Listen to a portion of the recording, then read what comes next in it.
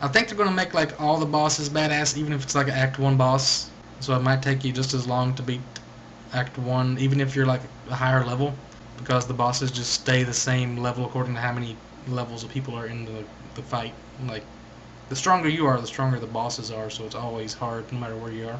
I think they named him Andros because the first boss Act 1 Diablo 2 was Andariel, and everybody called him Andy, her Andy. So I guess you're going to be calling this guy Andy too, so that's kind of neat.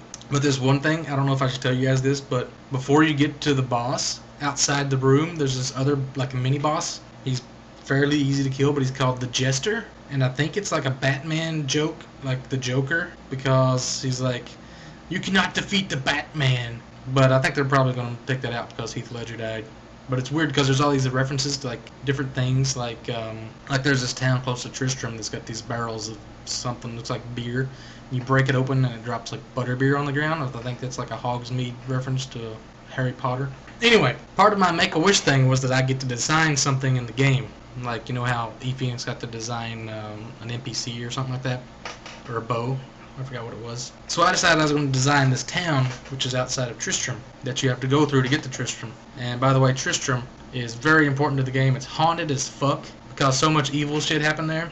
Like, first in Diablo 1, it was a portal to hell because remember the ground was cracked open and hell was underneath there. And then in there's a haunted church. And then in Diablo 2, Wirt gets murdered there and the whole town gets wiped out and slaughtered, and Deckard Cain gets hung up in the middle of town in a gibbet. So then all the evil just takes over and you barely cleanse them out.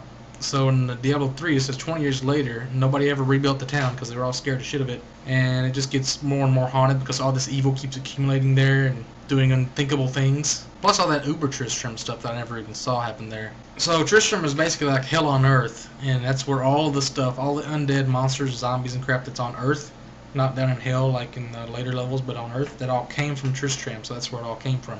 And there's this whole thing like with the waypoint system that explains how like waypoints are all connected by these magical ley lines that are all connecting the whole world with like magical power or something.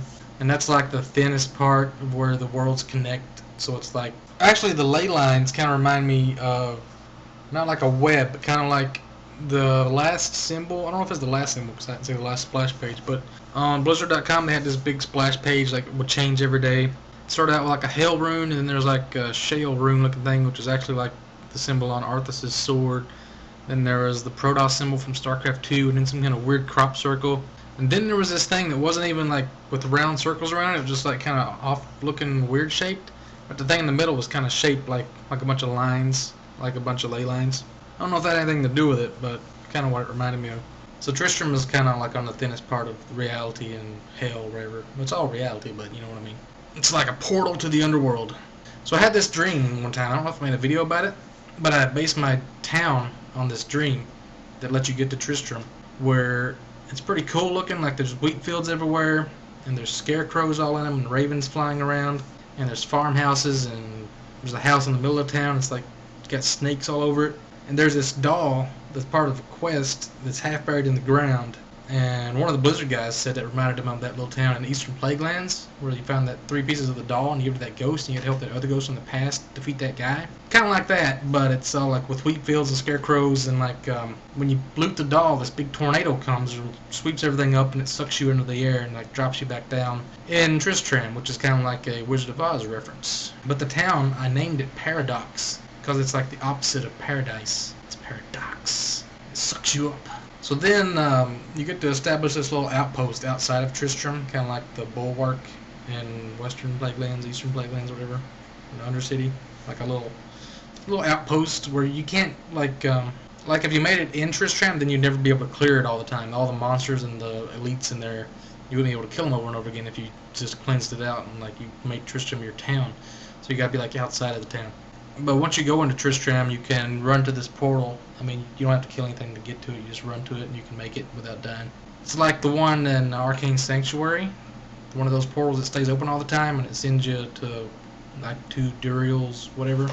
One of those type of portals, and that'll take you to Harrogath. Well, it'll take you to an outpost outside of Harrogath, just like the outpost outside of Tristram, because Harrogath is like the opposite of Tristram. It's like taken over by demons and crap, just like Tristram is, and it's like the closest place to heaven. And Tristram's the closest place to hell. Like once you get to a certain level, you can decide if you want to be evil or good.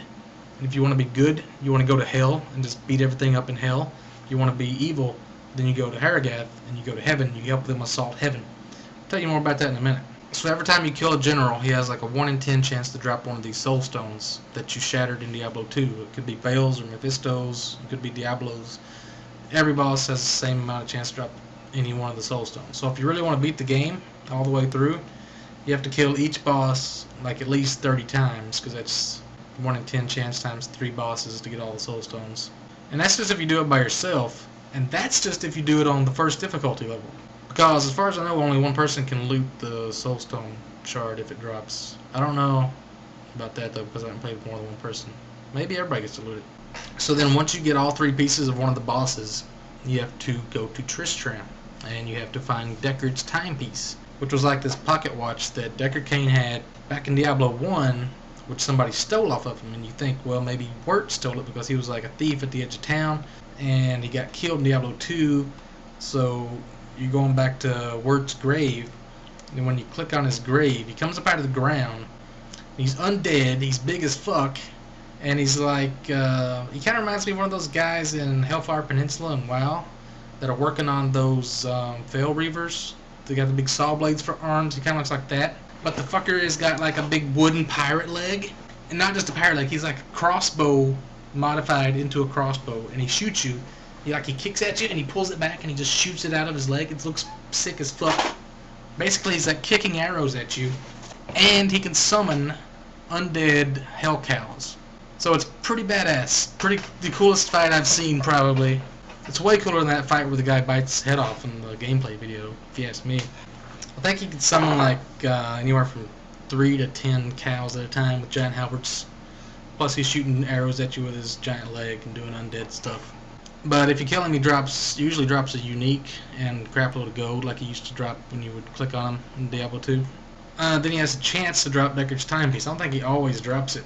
But supposedly, once you get his timepiece and you get 3 pieces of the soul stone, you put them in the Herodic Cube, and it makes it go back in time, the pieces, like before you shattered them, so they're whole again and Diablo's spirit's still intact. So then you get that, and it tries to take over your body. And it's like the whole game, you get these attributes of the bosses. They'll just sometimes randomly appear, and you'll get like these buffs, sort of, but you can't really control it. But then if you get close to death, like you're about to die, you'll kind of transform into Diablo or Meph or something. You'll start doing these crazy attacks and just raping shit and pulling face. So then once you get one of the aspects, you get to this point in the game, probably around level 30 or so, you get to decide if you want to start being good or evil. And you get to like start killing undead or start killing angels or whatever. Like if you choose to be a good guy, which is what I did. I haven't seen what happens if you're a bad guy, which is probably pretty crazy. But if you go down in hell, you get to one of the bosses, like the mini bosses in hell, you kill the boss, then the soul will come out of you, like the last boss in hell. It comes out of your mouth, the soul comes out of your mouth, it goes into this corpse, and it comes alive, and it turns into like Diablo or whichever boss you're using. And then you get to kill him, because by that time you've already killed everything in hell. You don't have to worry about the overpopulation problem. You don't have to worry about him eating everything, which kind of defeats the whole purpose, doesn't it? I think Blizzard kind of made a mistake there. Well, not really, because you were Diablo at the time you were killing all those things. You were using his attributes to kill him, so it's kind of like you needed Diablo, or you wouldn't have been able to do it anyway. So it kind of makes sense. And if you choose to be evil, and you go to Haragath, and you eventually go to hell, and you start killing angels and Valkyries and crap, eventually you get to the Hall of Legends, and that's kind of like your bosses, but it's like, instead of having, there's like a mini dungeon, but it's not a dungeon because it's in heaven. It's like little rooms off to the side. There are these guardians you gotta kill. And each one of the bosses is one of the, was it 7 guys from Diablo 2, like the classes? Like you have a Barbarian and Immortal King set, and you gotta kill him, and you gotta like kill a Sorceress with Tal Rashes, and the Necromancer with Ghouls or whatever it was called. It's kind of weird because there's no Necromancer class, I don't think, because they replaced it. So you kill all those guys, and you get to see the coolest bosses in the game, in my opinion, which I haven't even gotten to yet. I was just watching Blizzard kill them. It's like the Angelic Herald, I think is what they're called. It's like these angels that are like the guardians of God, I guess. I don't know if you eventually fight God. They didn't really show me that part. I don't know if they're even done with it yet. But there's this guy, Nathaniel, who has like a giant holy lance. There's Gabriel, which you probably know from Christopher Walken movies. He summons like centaurs with a trumpet. He's one of those summon bosses, you know. And then there's Archangel Michael with his crazy fire sword that you won't believe. It is like insane.